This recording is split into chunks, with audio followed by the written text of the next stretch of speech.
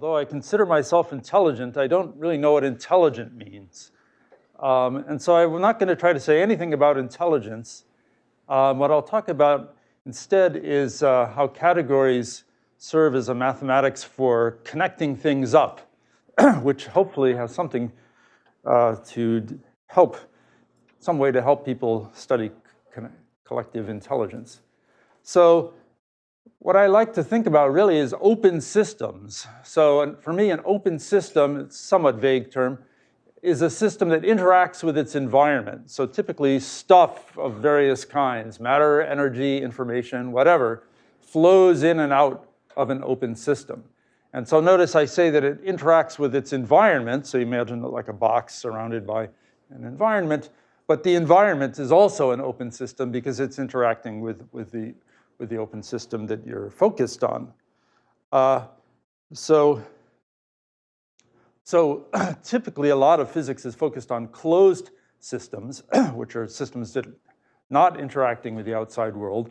But a closed system can often fruitfully be seen as built up out of interacting open systems that are connected to each other. So just as a kind of cartoon version, you could have two open graphs. That's what these are pictures of, literally. And you could stick them together and get a larger open graph. And then if you completely closed it up, if you stuck it together to the point where there are no loose ends, then it would be an ordinary graph. And that would be an example of a closed system.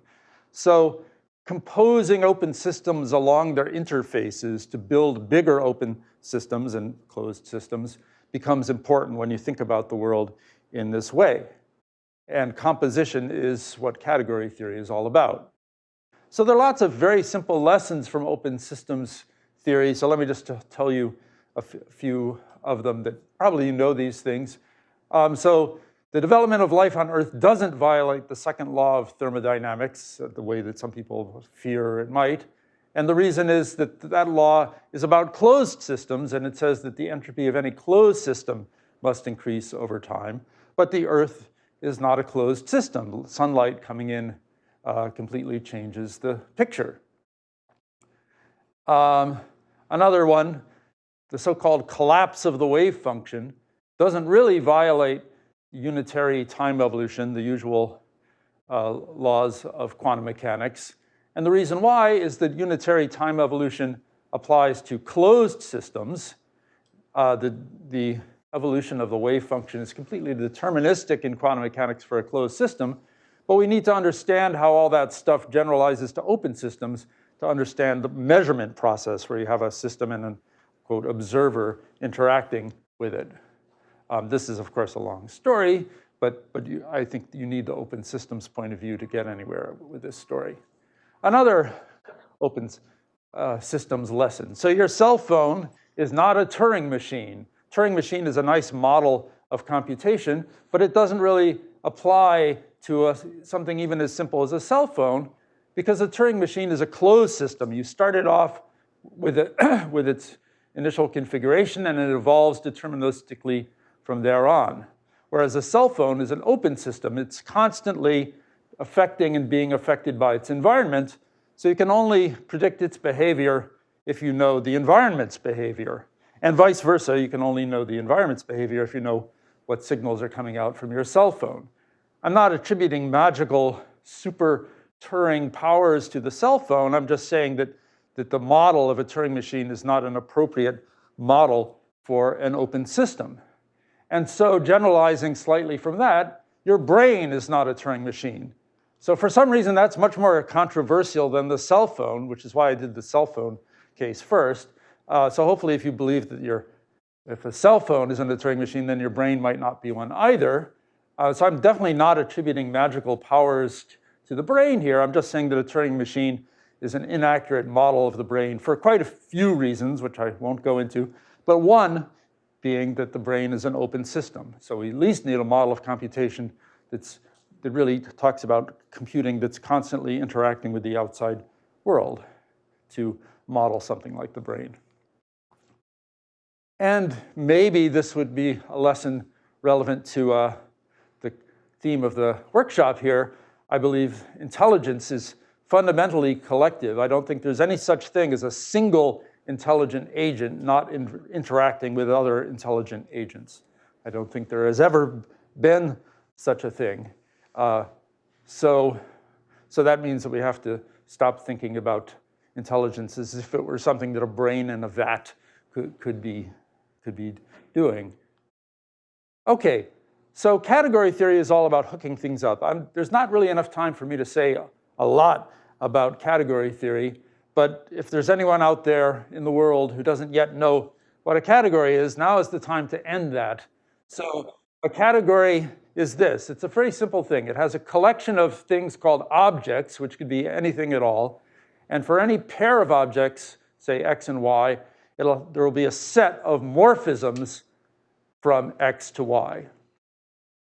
And the main thing you can do with morphisms is compose them. So given a morphism from X to Y and another morphism from Y to Z, you can compose them and you get a morphism from X to Z. Notice the composition is written in a way that looks a little bit backwards, but that's because one example of a category is the category where the morphisms are functions, and then we often write composition of functions that way traditionally. Composition has to be associative, and for every object there has to be an identity morphism, which when you compose it with any morphism that you can compose it with, and on either side, doesn't do anything. So that's it. It's a very simple structure, and it's just designed to talk about composing morphisms. So you can use category theory in a remarkable wide range of ways. I think David Spivak will be talking about some other aspects of category theory and collective intelligence. And so what I'm going to say is just like a tiny little portion of what there is already out there, much less what could be out there if we put our minds to it. But the thing that I like to think about a lot is that you can use a morphism in a category to represent an open system of some sort, with X and Y being the interfaces of that open system. So in this picture, my open system here is just what I call an open graph, a directed graph with some maps from sets into it, representing the two interfaces. But you should think of this extremely generally, and I'll give you more examples later on. So then the idea is that when you compose morphisms, you're combining two open systems to form a larger open system by taking two and sticking them together. Those 2 points are getting identified there. And you get a lot of examples this way of categories. Now, we often think about what are called monoidal categories, and that lets us deal with open systems that can have any number of interfaces, not just two. I won't explain exactly how that works. But another thing you can do with monoidal categories is it lets you set two open systems side by side in parallel rather than in series. So now here, if I have a morphism F and a morphism G, I can set them side by side, and we typically indicate that with this tensor product symbol and get this new morphism F tensor G, which is sitting them side by side. So that's another basic thing you want to be able to do with open systems, is just imagine setting them side by side and not attaching them. So there's a big elaborate theory of monoidal categories that's been used in many ways and I'll just say a tiny bit about it. So I've engaged in this line of work where we're using category theory to study or even design open systems of different kinds. And well, there's the PDF file of this slide. You can click on these different names of things here and read more about these. So the electrical circuits are a very well-studied kind of open system that really powers the world, our technological world. Chemical reaction networks are what powers the chemical world. Markov processes describe randomly evolving systems. Petri nets are used both in computer science and also in chemistry to describe processes where multiple things interact with other multiple things and turn into other things. Control theory is the branch of engineering where we try to take a physical system and control it, affect it in some way to make it exhibit desired behavior.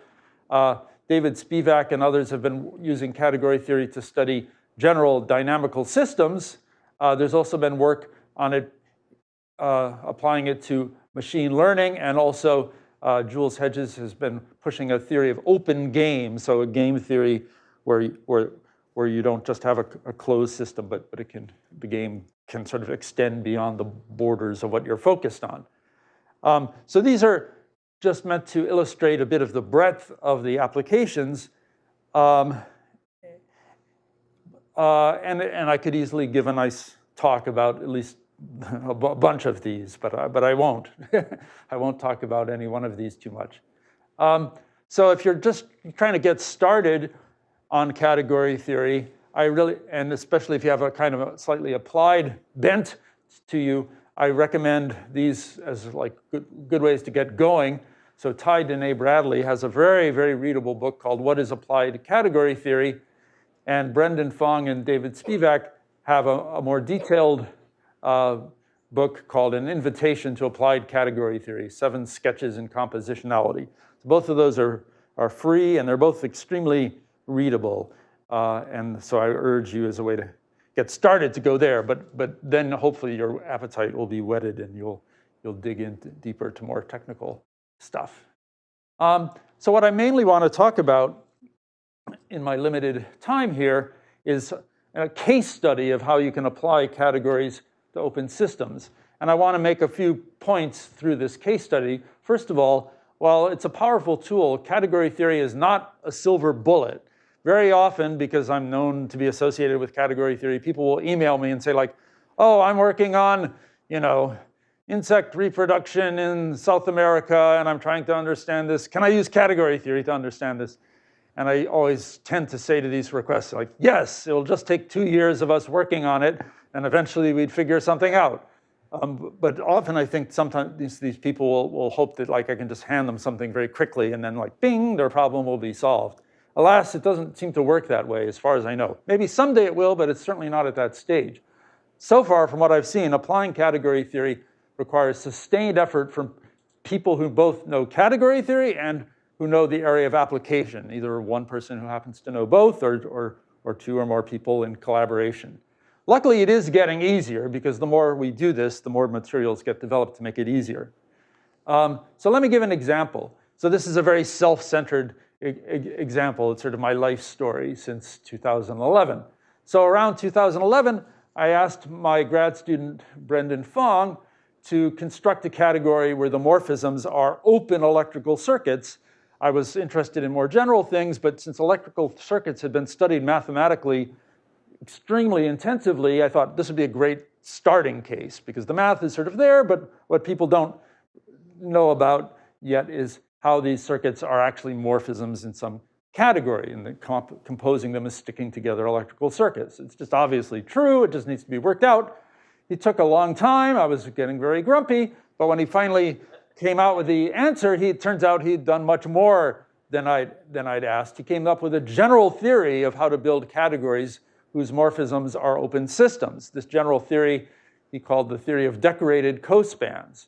And his thesis is still a great introduction, not just to decorated cospans, but also to the rationale, why you would want to use categories to study open systems. So this is another resource I recommend. It's a little bit more technical than the ones listed before, but still very talkative and friendly about category theory and open systems. So it's called The Algebra of Open and Interconnected Systems.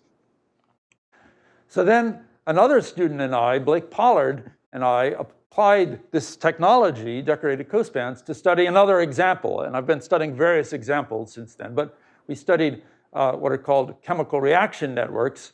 Mathematically, actually, what this is a picture of is an open Petri net. But the idea is that these red things are different kinds of chemicals, and these green things are different chemical reactions. So there's a reaction here where one molecule of this stuff and one molecule of this stuff turns into one molecule of this stuff. But this is an open chemical reaction network. That's a somewhat new idea to us, where we imagine that there are these locations where chemicals can flow in from the outside world.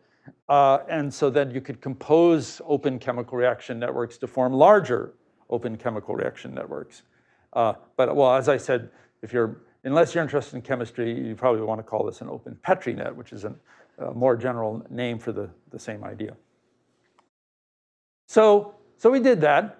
And then in 2020, James Fairbanks and Evan Patterson, both to some extent associated to the Topos Institute, though Evan's actually working at the Topos Institute, they started setting up something that they're continuing to work on called Algebraic Julia, which is a software environment for doing scientific computing with categories. So you can create categories and calculate with them and do things with them. And so using that framework, they've created many software tools, but one thing they did is create a tool to build flexible models of infectious disease, a hot topic these days, using open Petri nets and decorated Cospans. Well, actually using a variant of decorated Cospans called structured Cospans, which I've been pushing lately. So there's a nice blog article here about it called Compositional Epidemiological Modeling Using Structured Cospans. And what they did was notice that some common models of COVID-19 are actually Petri nets. And the UK has a standard model of COVID-19, which is a huge Petri net. And they showed that their software tool for building big Petri nets out of smaller ones worked to efficiently build larger models out of smaller ones. And they illustrate it by building a portion of the UK's model this way. And so the advantage of doing this way is that currently most modeling in epidemiology is done using using somewhat more primitive software tools. That means that if you're trying to combine two people's models or adapt the model, you have to go into nasty code and just rewrite it from scratch. So the way of composing two models of disease is to look at two programs and write a third program. And so especially these days, people are realizing that we want to have something more efficient for doing that, and also makes it easier to interact with the model in many ways. So backtracking slightly, in 2019, Brendan and David Spivak started the Topos Institute in Berkeley, which has different roles, but one thing it is a home for applied category theory, and Evan Patterson now works there. So his work on open Petri nets for modeling infectious disease garnered attention from epidemiologists, and I'm really happy how it's been going. So the Topos Institute now has regular meetings with a team of people who you could loosely say are category theorists, computer scientists, and epidemiologists, although actually a bunch of the people wear two of those hats. I don't think there's anyone who claims to be all three.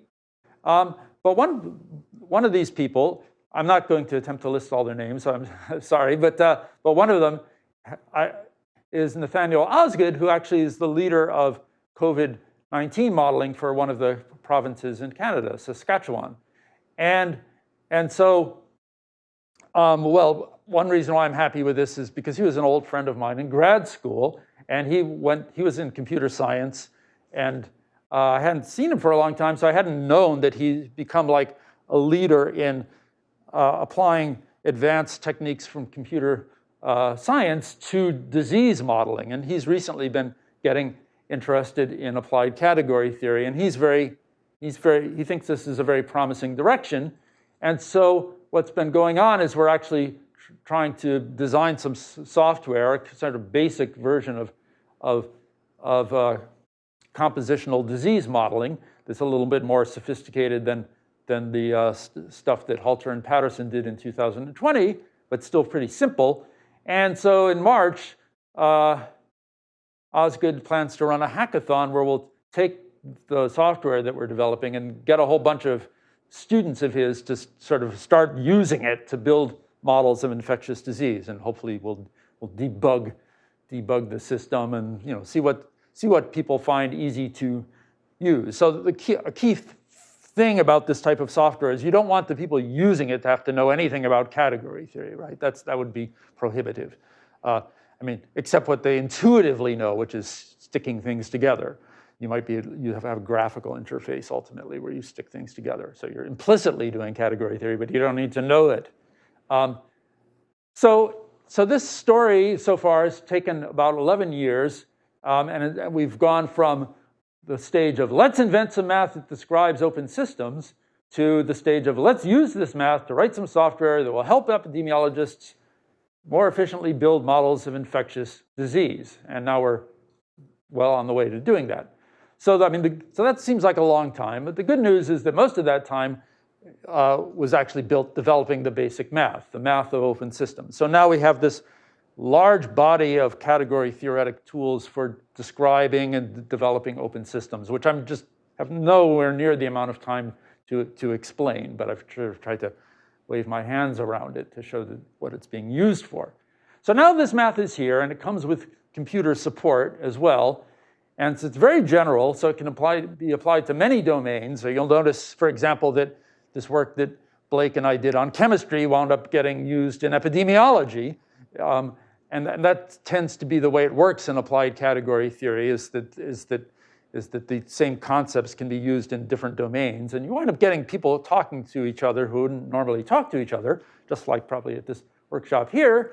So that's all great. And I hope that it may be used to understand collective intelligence.